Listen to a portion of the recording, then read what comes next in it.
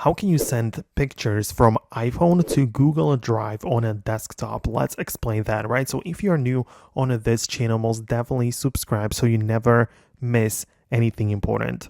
So on the iPhone, make sure you have the Google Drive application downloaded and set up, like being logged in with your account and everything, right? And once you get inside, you need to set up a folder, right? So you just click on the plus button, click on create a new folder, and you can name it something like photos for a desktop, right? Or whatever it might be. Now you're going to click on that folder, tap on the plus again, and click on the upload file, right? So we just want to bring in all of the pictures that we want to send from the iPhone to the Google Drive, right? So we're going to click on photos and videos. It will move you to the gallery so you can select a few, tap on upload, right? It might take a while, so perhaps you wait a little bit. But the point is that you will need to share this whole folder with anyone you want, right?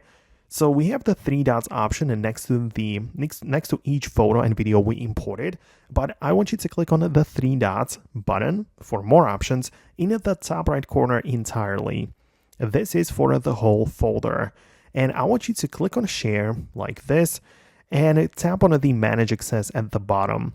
So from the general access, you choose anyone with the link, right?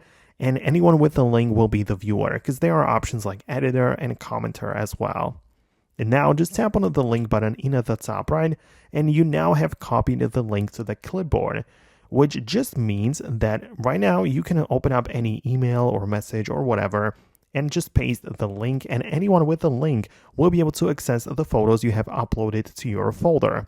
That's useful because you can access it on a desktop or literally anywhere else as long as you have the link ready. So that's how I would do this. Let me know if you managed to get it working on your device as well. Most definitely subscribe for more tutorials and videos like this one, and I'll see you later in the next videos as well. So stay tuned by subscribing, and I'll see you later.